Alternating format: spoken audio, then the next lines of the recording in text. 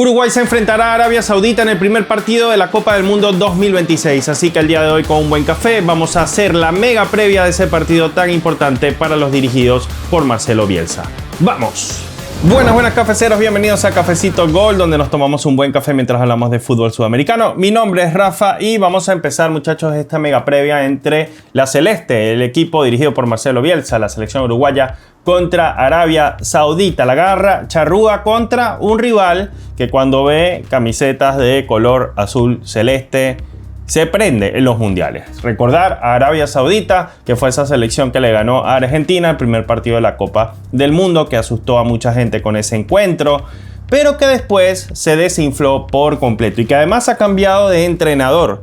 Ya no está Hervé Renard, que era el entrenador de esa Arabia Saudita de aquel Mundial de Qatar y que estuvo durante este proceso eliminatorio que fue bastante irregular, como lo suele ser el combinado de Arabia Saudita, contra un equipo que también se ha mostrado irregular como el de Marcelo Bielsa. Así que bueno, en esta mega previa vamos a hacer absolutamente todo el análisis de ambas selecciones para que no quede nada fuera en torno a este partido. Y bueno, yo quiero que me acompañen como siempre con un like y una suscripción a este canal, ¿no? Que vamos a ir creciendo durante el Mundial. Bueno, Valverde contra el 10, contra Aldosari, el jugador principal de este seleccionado árabe, ¿no? Y versus el capitán del Real Madrid. Un partido que se va a jugar en el Hard Rock Stadium de la ciudad de Miami. 65,000 espectadores en este estadio muy lindo, ¿no? Miren ese techo cuadrado bastante particular. Muy lindo estadio, que ya lo hemos tenido la oportunidad de verlo en distintos escenarios, entre ellos la Copa América. Se va a jugar el lunes 15 de junio este partido a las 19 horas de Uruguay. Luego, muchachos, en la fase de grupos vamos a tener este grupo H a la candidata, una de las principales candidatas a ganar este mundial, España, Uruguay, que está también entre los contendientes importantes de este grupo, y luego Arabia Saudita y Cabo Verde, una debutante en las Copas del Mundo, a no subestimar, un equipo que llega bien al mundial con una clasificación histórica, aunque en los últimos partidos amistosos no se ha visto tan sólida, ¿no? Pero un equipo que tiene algunas piezas interesantes. Pero bueno, el rival que compete acá es Arabia Saudita, que en teoría, por historia, sería el tercer seleccionado con mayor peso en este grupo. Pero ojito con Cabo Verde, no se vaya a meter en ese segundo o tercer lugar. Luego, la convocatoria, muchachos. Marcelo Bielsa ha llevado a Fernando Muslera de Estudiantes La Plata, Sergio Rochet de Internacional y Santiago Mele de Monterrey. Cuando uno ve aquí a Muslera, uno se remonta a los mundiales pasados, ¿no? De hace 2-3 mundiales con Fernando Muslera, que fue durante muchísimo tiempo el titular con esta selección. Y es raro ver a Muslera y evidentemente, ya se van a dar cuenta en la lista, no ver a Luis Suárez, que ha generado mucha discusión con respecto a su no convocatoria, pero ya vamos a hablar de eso. Bueno, defensores: Ronald Araujo de Barcelona, capitán de el Barcelona de España; José María Jiménez, Atlético de Madrid; Santiago Bueno de Wolverhampton; Sebastián Cáceres del América; Matías Olivera del Napoli; Guillermo Varela de Flamengo; Matías Viña River Plate; Joaquín Piquerés de Palmeiras.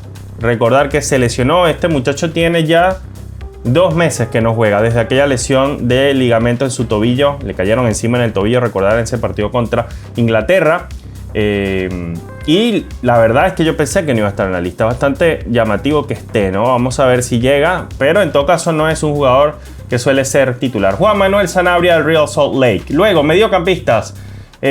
Por cierto, defensores, en toda esta lista de defensores muy interesantes, ¿no? Quizás no están atravesando el mejor momento histórico ni Araujo, ni Jiménez, ni Bueno, quizás Olivera en un mejor nivel, pero tiene una muy buena defensa Uruguay, ¿no? El tema es que no cuaje, pero tiene muy buenos nombres. Mediocampista: Federico Valverde, el capitán de Real Madrid. Es una locura que, por más que ustedes puedan subestimar la actualidad de Uruguay, porque es un equipo irregular, tanto Fede Valverde como Ronald Araujo, nadie le puede quitar el hecho de que son los dos capitanes de 2 de los clubes más importantes del mundo, Barcelona y Real Madrid, y los 2 más importantes de España, ¿no? Y si le suman que está Josema en el Atlético de Madrid, tienen presencia en los 3 principales equipos de España entre la defensa y el medio campo. Rodrigo Bentancur del Tottenham Hotspur, otro jugador muy importante en este seleccionado uruguayo. Manuel Ugarte del Manchester United, que no tuvo demasiada regularidad este año no fue titular en la mayoría de los partidos con el Man U. Muy buen jugador que sigue siendo joven, Manuel Ugarte. Emiliano Martínez de Palmeiras, Salazar de Sporting Club de Portugal, que viene a jugar con el Sporting Braga y tener una tremenda temporada. Acaba de ser adquirido por uno de los principales clubes de Portugal. Georgian de Arrascaeta de Flamengo, Nicolás de la Cruz de Flamengo. Por cierto, Arrascaeta, que es duda, ¿no? Ya vamos a hablar de eso un poquito más. Agustín Canovio Fluminense, Maximiliano Araujo de Sporting Club de Portugal, Brian Rodríguez América y Facundo Pelistri de Panathinaikos, uno de esos jugadores que le encanta a Bielsa por sus características, pero que honestamente ni rindió bien con Panathinaikos, ni ha rendido bien con la selección uruguaya desde hace bastante tiempo. Delanteros, Darwin Núñez, con una temporada bastante pobre en Arabia con el Al Hilal, y Federico Viñas de Real Oviedo, con 9 goles esta temporada en España. Tampoco es que fue una temporada descollante, pero de los principales jugadores de aquel equipo que tuvo un año espantoso en la primera división. Y Rodrigo Aguirre, que le ha rendido bien a Bielsa, el delantero de los Tigres de México. Estos son los convocados de el Loco Bielsa. Revisemos ahora la convocatoria de Arabia Saudita, que se darán cuenta que no tiene mucho en cuanto a jerarquía. Casi todos juegan en la liga local. Nawaz Al-Qadi del Al-Nasser, Mohamed Al-Wais, me van a perdonar con las pronunciaciones, del Al-Ula SC, Ahmed Al-Qasar Al-Qadisiyah, comparte equipo con Naitan Nández, que se darán cuenta no está convocado, ¿no? El uruguayo Naitan Nández, el lateral. Bueno, esos son los 3 arqueros. Los defensores, Saud Abdulhamid. Saud Abdulhamid es jugador del Lens de Francia. Es la principal figura de este equipo a nivel internacional. Este equipo, salvo este jugador, no tiene a nadie más en otra liga. Es una locura. Y esto puede hablar muy bien de la liga árabe, que ha crecido a raíz de que hay muchos jugadores internacionales dentro de esta liga, o puede hablar muy mal de la liga árabe, sabiendo que si ustedes revisan de hecho quiénes fueron los mayores goleadores, los jugadores con mayores estadísticas dentro de la liga árabe, se van a encontrar con que la mayoría no son árabes. Es decir, comprar a jugadores que tienen mediana edad o una alta edad y llevárselos a Arabia Saudita hace que la liga mejore, pero aún así jugadores bastante mayorcitos ya, por encima de los 28 años, son mucho mejores que los jugadores promedios de la liga árabe. Y esto, yo no sé si habla muy bien de la liga Arabia Saudita. Y esta es la razón por la cual yo creo que este equipo, a este equipo yo le creo poco. Yo a Arabia Saudita no le tengo demasiadas esperanzas en esta Copa del Mundo. De hecho, es un equipo que la mayoría de los conjuntos sudamericanos siempre le ganan, incluyendo Bolivia y Venezuela. Y todo esto recientemente, ¿no? Bueno, pero Saud Abdulhamid es el jugador, digamos, titular en Francia, juega en el Lens siempre, es lateral derecho, es un jugador que también te puede hacer línea de 3 y es un interesante jugador, ¿no? Dentro de esta nómina. Jeddah Tahri del Al-Qadisiyah, Abdullah Al-Amri del Al-Nasser, Hassam Tambika del Al-Hilal. Se van a encontrar muchos jugadores de esos dos clubes, Al-Nasser y Al-Hilal.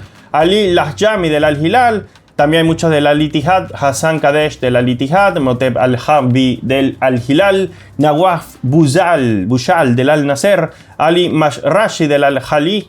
Ustedes dirán, este muchacho que está haciendo el video habla árabe. No, muchachos, no tengo ni la más mínima idea de lo que estoy diciendo. Yo podré tener uno que otro rasgo árabe, pero en mi familia no hay ni un solo árabe. Yo no sé de dónde salieron estos rasgos. Mohamed Abud Al-Shamat del Al-Qadisiyah, cualquiera me crea. Mediocampista, Ziyad Al-Johani del Al-Ahli. Nasser Al-Dawsari, este jugador sí lo conocemos, ¿no? El 10 del Al-Hilal, lindo. No, mentira, no es este el que conocemos. Nosotros conocemos a Salem Al-Dawsari, el que le hizo el golazo a Argentina, ¿no? Para ganar ese partido. Pero bueno, está Nasser también, ¿no? Tiene el mismo nombre. El mismo apellido, distinto nombre. Mohamed Kano, también lo conocemos, este jugador del Al-Hilal. Fue importante en aquel partido también contra Argentina. Abdullah Al-Kaibari del Al-Nasser, Al-Hej, con doble J del Neom SC, que también ustedes dirán, no, este club no es árabe. Sí es árabe también. Musab Al-Juwair del Al-Qadisiyah, Sultan Mandash del Al-Hilal, Ayman Yahya del Al-Nasser y Khalid Al-Ghanam del Al-Ittifaq. Delanteros, Salem Al-Dawsari, el 10 del equipo, jugador del Al-Hilal hoy en día, Abdullah Al-Hamdam del Al-Nasser, Feraz Al-Buraikin del Al-Ahli y Saleh Al-Sherri. También conocemos al Cherry, de ese muy buen partido que hizo contra Argentina. De hecho, marcó uno de los 2 goles y el otro lo hizo Al-Dosari. Bueno, jugador del Al-Ittihad. Mi pregunta es, y vamos a llegar en algún momento a las ausencias, o más que hacer la pregunta ahora la voy a hacer más adelante. Fíjense la cantidad de jugadores que hay del Al-Qadisiyah, fíjense la cantidad de jugadores que hay de la Liga Árabe, todos menos uno. Luego les voy a hacer una pregunta clave con respecto a esto. Por cierto, los dirige Georgios Donis, alemán o greco-alemán, ¿no? Un entrenador greco-alemán. Acaba de llegar, tiene apenas un partido, lo disputó contra Ecuador, mostró cosas interesantes, sobre todo tenencia de pelota. Ecuador no fue 100% titular, pero tuvo algunas piezas interesantes y fijas en ese 11 de BKCS. Y aún así hizo un partido decente, lo perdió 2-1. Este es un equipo que siempre pierde por un gol. No es un equipo goleable, pero siempre pierde. Y ya se van a dar cuenta la cantidad de partidos que tiene perdidos recientemente, ¿no? Pero bueno, mostró cosas interesantes y se ve una leve mejoría a lo que venía haciendo Arabia Saudita recientemente. Bueno, la figura de Uruguay, Fede Valverde del Real Madrid, Ronald Araujo del Barcelona, y Rodrigo Salazar del Sporting Club de Portugal, que viene a ser jugador del Sporting Braga y que marcó 16 goles esta temporada, uno de los goleadores de la liga portuguesa. Lo estuvimos siguiendo bastante a este jugador Rodrigo Salazar, o Salazar como le dicen algunos. Bueno, Federico Valverde y Araujo, 2 capitanes de 2 clubes muy importantes. Gran temporada de Fede Valverde, de los mejores jugadores en el medio campo en la actualidad, si no el mejor. Y Araujo viene con años muy bajos en el Barcelona, muy criticado, pero digamos que esta última temporada levantó un poquito el nivel y ser capitán le da otra estampa, ¿no? A este jugador. Figura de Arabia Saudita, Saleh Al-Dosari, el jugador del Al-Hilal de Arabia Saudita, es el 10, el creativo, el que juega por la banda izquierda, que tiene muy buen remate, buen enganche, el jugador principal de este equipo. Saud Abdulhamid es el jugador con mayor renombre internacional, ya lo decíamos, el lateral derecho del Lens de Francia. Es el jugador que le puede aportar salida por derecha a este conjunto para no necesariamente mandar pelotazos, aunque este equipo no come vidrio a la hora de mandar pelotas desde su arquero hacia la mitad de la cancha por medio de pelotazos. Si no tiene que tener el balón, no lo tiene y ya. Y Mohamed Kano, que es el mejor jugador de Arabia Saudita en cuanto a números, rendimiento en las eliminatorias, también en los últimos años, es un mediocampista que además tiene gol, el jugador del Al-Hilal de Arabia Saudita, y también te puede filtrar más de un pase para dar asistencia. Ausencias en Uruguay. Bueno, lo primero que quiero mencionar antes de ir con las ausencias fijas son 2 jugadores. Piquerés, que ya hablaba de la lesión, no juega hace 2 meses, 3, desde marzo en realidad, así que 3. Y además de eso, muchachos, está lesionado Jordan de Arrascaeta. O sea, tiene un tema de lesión delicada y para muchos no llega a la Copa del Mundo. No tiene cómo hacer un mundial correcto, ni estar el día del debut, ni mucho menos. Pero Marcelo Bielsa decidió sostenerlo en la lista. Y ahí me ha parecido un poco incoherente Bielsa porque ha hablado de que ha dejado a algunos jugadores... Bueno, no tanto por lesión, no, es un tipo volátil Bielsa a la hora de sacar jugadores de lista. Esto le ha pasado a lo largo de la eliminatoria sudamericana. Entraban, salían jugadores según le convenía. Parecía que se había enamorado, por ejemplo, de Quique Olivera, que no lo metía en las ausencias porque es que tiene rato que no está considerado en la selección uruguaya, pero estuvo considerado en toda la eliminatoria. Entonces tú decías, bueno, listo, se enamoró de este jugador y de repente lo sacó. Y así también pasó con algunos nombres que tenemos acá. Entonces, ¿por qué sostener a Piquerés, que está muy lesionado, hay que ver si llega, y sostener al propio Jordan de Arrascaeta, aunque lo de Arrascaeta lo entiendo más porque es un jugador diferencial en este tipo de plantillas, sabiendo que no está al 100% su nivel y que va a llegar no solamente con poco ritmo, sino bien tocado. Pero bueno, es un jugador importante. Entonces, Bielsa eso es lo que ha tenido en este proceso. Y en toda su vida es un tipo volátil en las decisiones, que es muy filosófico, que es un tipazo, que es un tipo muy particular, que es un emblema del fútbol, que es tremendo estratega, pero te sale con cada locura, como lo dice su nombre, el loco Bielsa, que uno queda totalmente... descoordinado, ¿no? Desconfigurado. Bueno, ha dejado a Nathan Nández. Todo esto que he explicado es que nos lleva a pensar que por qué dejas fuera al jugador de la Liga Árabe, que además no es que te sobran laterales, tipo que tiene además capacidad de jugar con distintos esquemas tácticos, línea de 3, como carrilero, como lateral. ¿Por qué lo dejas fuera?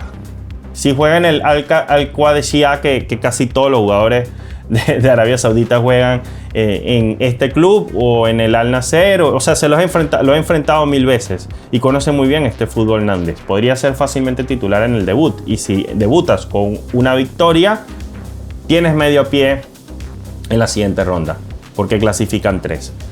No se entiende. Dice Marcelo Bielsa en rueda de prensa que no tiene ningún problema con Nández, simplemente decisión técnica. Yo eso no me lo creo mucho. Bueno, Luis Suárez se queda fuera. Creo que le hace falta jerarquía en la delantera hoy en día a Uruguay.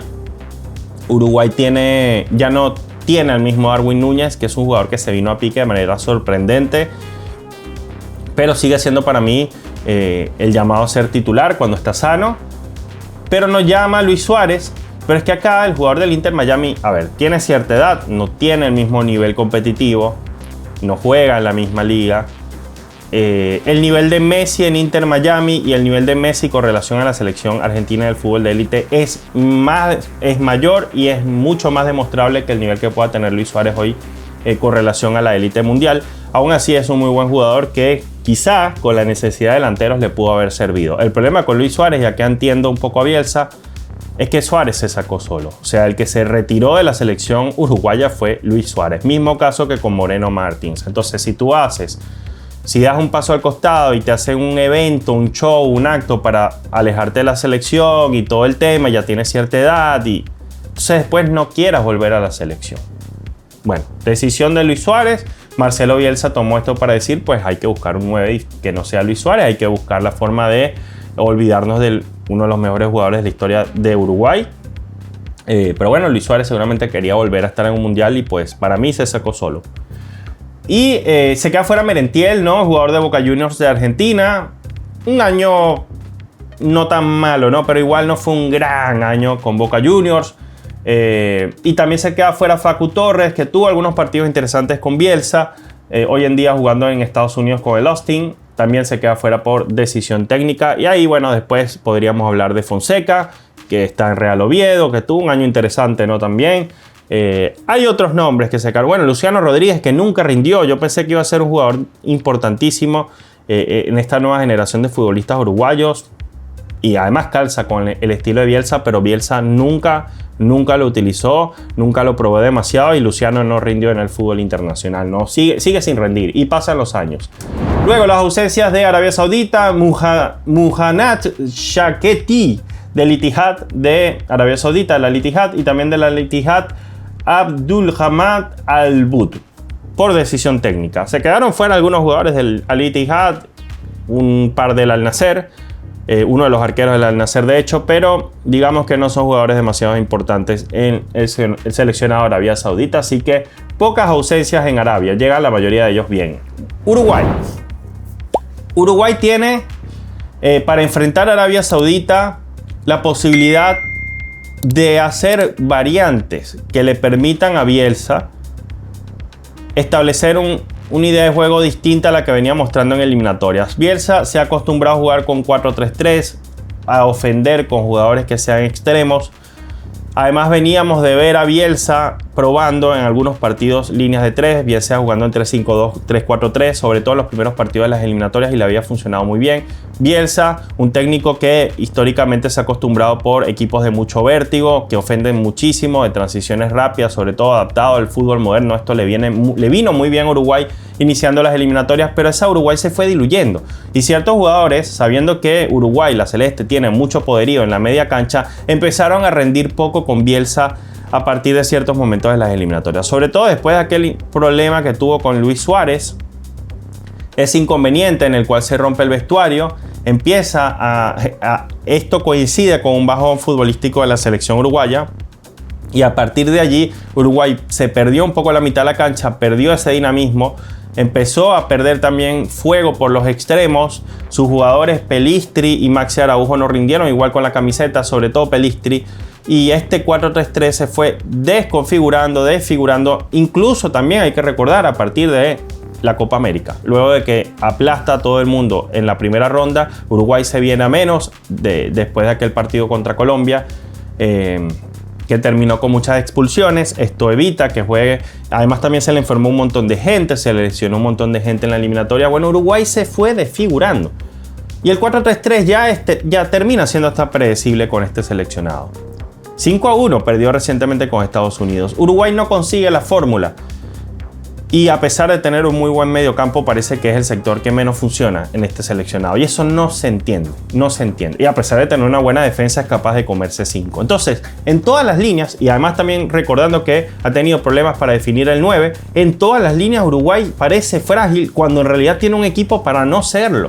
Uruguay tenía equipo para liderar las eliminatorias, quedar segundo o mínimo, no tener esos altibajos que tuvo en ese proceso eliminatorio y además para llegar con mayor prestigio a esta Copa del Mundo. El tema es que Uruguay tiene tan buenos jugadores que después va a Wembley, enfrenta a una poderosa Inglaterra y le empata el partido sin deslucir.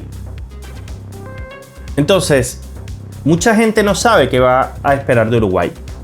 Por lo tanto, la propuesta que tenemos desde Cafecito Gol para ganarle a esta Arabia Saudita es simple: jugar a un 4-4-2, soltar un poco ese 4-3-3 y para ofender al rival poner dos puntas. Uruguay tiene una defensa fiable: Jiménez, Araujo, Varela y por izquierda Olivera. Varela por derecha, ¿no? Ante la falta de Nández es evidente, al menos para mí, que Varela va a ser titular. Araujo y Jiménez dupla de central, por izquierda Olivera, el jugador del Napoli. Básicamente es una línea de 3 y con Valera sumándose como carrilero, ¿no? Y Araujo, ¿no? Que es un tipo que a ver, ya vamos para allá. Fíjense qué interesante desde el punto de vista táctico. Bueno, Roché en el arco, yo pondría Roché en el arco. Fíjense, lo decía, Olivera, Jiménez, Araujo. Ahí tienes a 3 tipos que pueden ser defensores centrales, aunque Olivera juegue, en este caso, en este esquema de 4-4-2, lo ponga yo por izquierda. Si tenemos estos 3 nombres y Valera está tirado por derecha como lateral, si Varela hace de carrilero, que es algo que le gusta muchísimo a Bielsa y va mucho al ataque, Araujo en este 4-4-2 puede también hacer de carrilero, no solamente ser extremo, tener vocación defensiva y en el retroceso hacer básicamente una línea de 5 en los apoyos. Es básicamente un 5-3-2. Fíjense lo interesante de que como un 4-4-2 cuando hay movilidad, como un 4-4-2 se puede convertir en un 5-3-2 o un 3-5-2 en el caso de ser necesario también apoyar en el medio campo. Por eso a mí me gusta esta línea de 4 defensiva, ¿no? Porque puede ser movible con ese apoyo de Araujo por izquierda. Bueno, luego adelantado Araujo, que básicamente estaría más tirado hacia la izquierda, como a él le gusta, ¿no? Con enganche, capacidad de pegarles de fuera del área. Un jugador que a mí siempre me ha parecido muy interesante. Más o menos cumpliendo una misma función, pero un poco más suelto, Valverde, que pueda ir hacia el medio sin ningún tipo de problemas. Valverde que haga una especie de función como la que tendría o la que suele tener en la selección argentina Enzo Fernández, que por momentos pueda estar en la base de la jugada, pero que también puede ser llegador, pero que además Valverde tiene ciertas características en este seleccionado Uruguay, como las que suele tener De Paul, el motor del equipo, el tipo que te levanta un partido, que aunque con la selección uruguaya no se ha visto así, mucha gente espera que ese sea el nivel de Valverde con la celeste.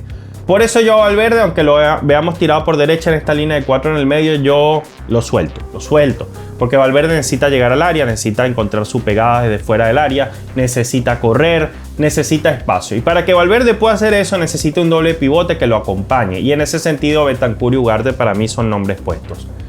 Es básicamente un tribote con Valverde suelto, jugando un poquito más adelantado. No sería un 10, pero puede llegar como 10. No sería necesariamente un 8, porque esas funciones se las repartirían Bentancur y Ugarte. O Bentancur y Ugarte serían doble 5 y Valverde por momentos 8.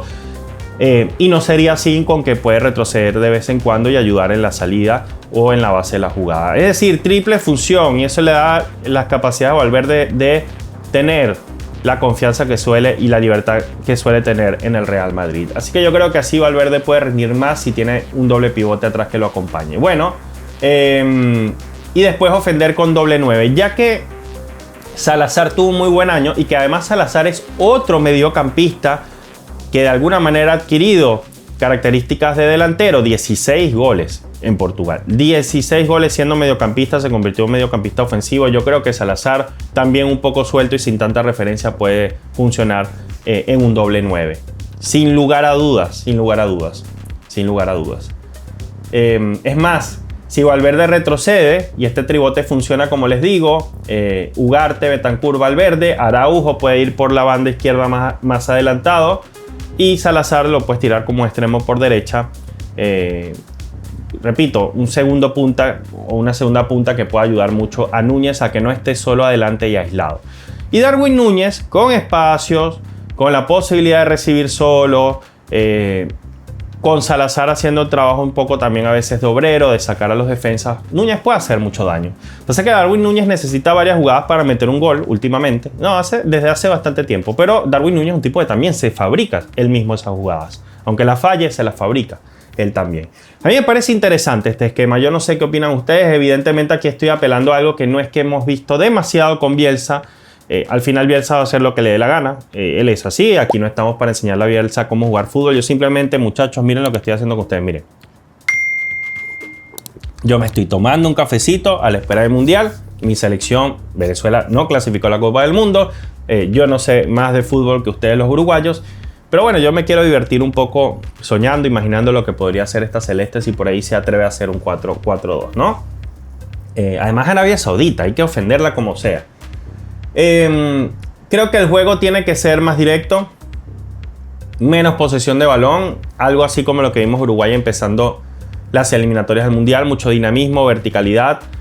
Sí te pueden tener la pelota en el medio, pero eso hace que este equipo sea demasiado espeso. Yo haría que este equipo presione alto la salida del rival. Arabia Saudita es horrible saliendo con la pelota. Así le hizo un gol Ecuador. La verdad es que no saben salir por bajo. Hay que presionar la salida de Arabia Saudita. Y bueno, sabiendo que, ya lo decía, lo de Salazar, estando encendido como 9, no se puede desaprovechar. Creo que evitaría el pelotazo, eso sí.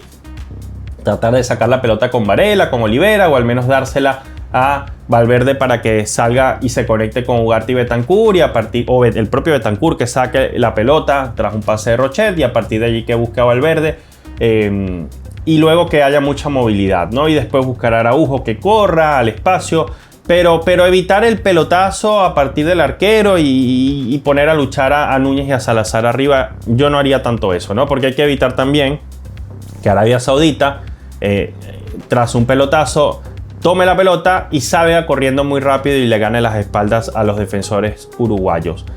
Por eso también a mí me hace ilusión pensar que puede jugar con un 4-4-2, porque de esa manera creo que es coherente que los defensores queden fijos, los dos centrales queden fijos y que los laterales no tengan que ir tanto. Es decir, si van a buscar las bandas, si van a atacar por bandas, porque el 2 contra 1 le va a funcionar a este equipo, sobre todo por izquierda. Araujo Olivera es una dupla que puede funcionar muy bien. Varela es un tipo que tira muy buenos centros, pero yo no los adelantaría tanto porque tienes un equipo equilibrado con el 4-4-2, así que yo los mantendría retrasados y de esa manera evitas que te ganen mucho las espaldas, tanto por bandas, que le encanta a Arabia Saudita atacar de esa forma. O sea, hay que evitar los contragolpes, para eso evitar el pelotazo y para eso evitar proyectar todo el tiempo a los laterales, no hacerlo solamente en el momento justo. Y bueno, también creo que hay que evitar la salida con Araujo.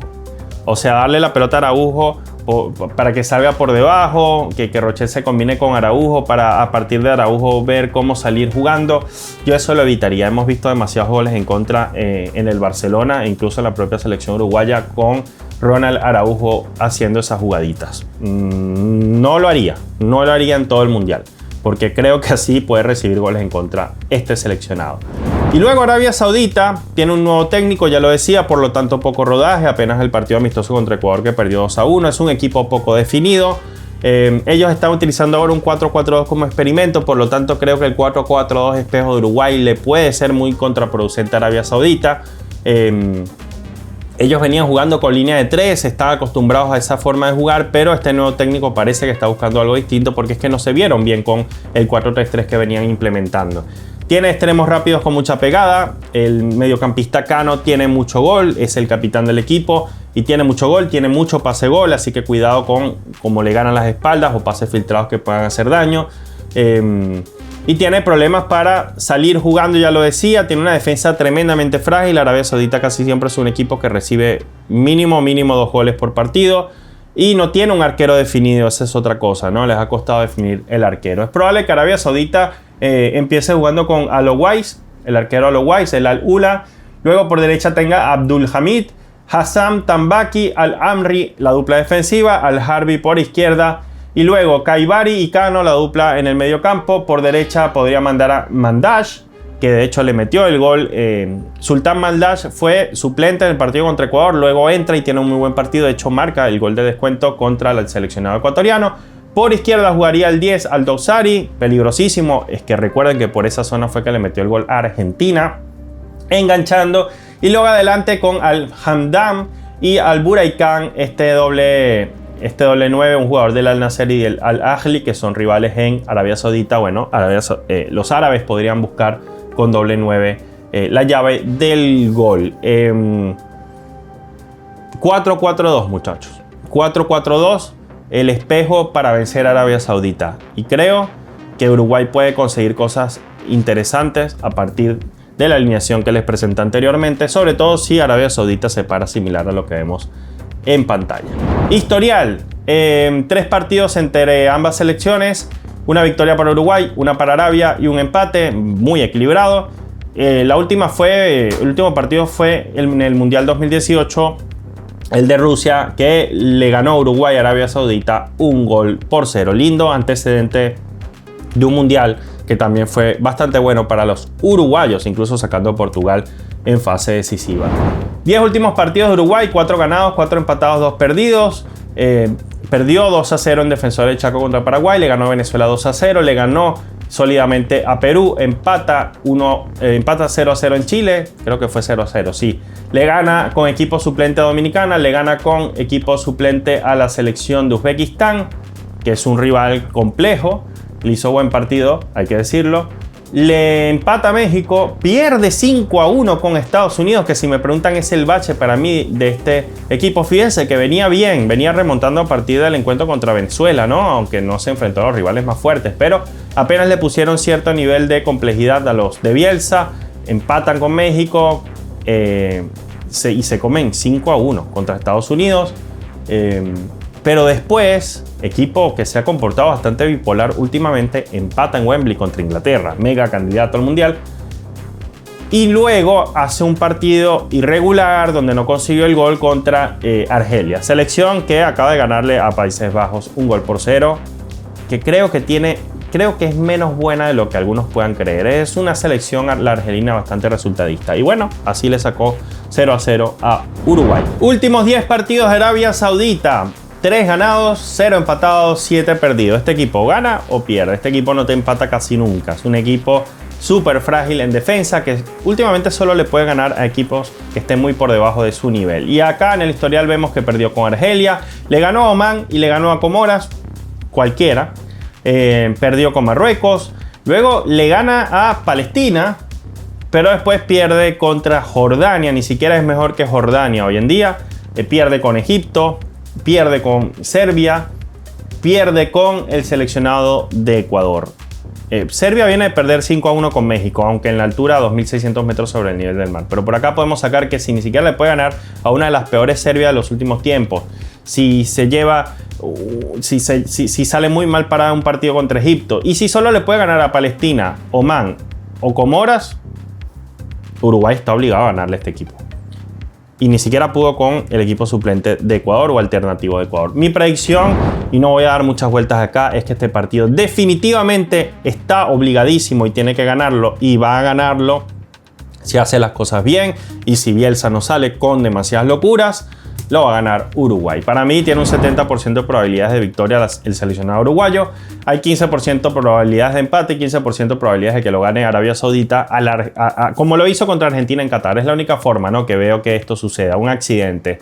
Para mí este partido no necesariamente va a ser una goleada, puede ser, porque es que tiene cómo hacerlo Uruguay. Quizás es un partido fastidioso de ver, aburrido, es un 1-0 súper espeso. 1-0, 2-0, 2-1, pero esto lo gana sí o sí el seleccionado uruguayo, no nos defraude. Pero bueno, cafeceros, a mí me gustaría saber cuál es la predicción que ustedes pueden hacer en los comentarios. Díganme cómo queda este partido entre Uruguay y Arabia Saudita. Y si te gustó este video y quieres ver más durante la Copa del Mundo acerca de la Celeste y las demás selecciones sudamericanas, solamente tienes que suscribirte al canal. Dale like también. Nos vemos. Chao.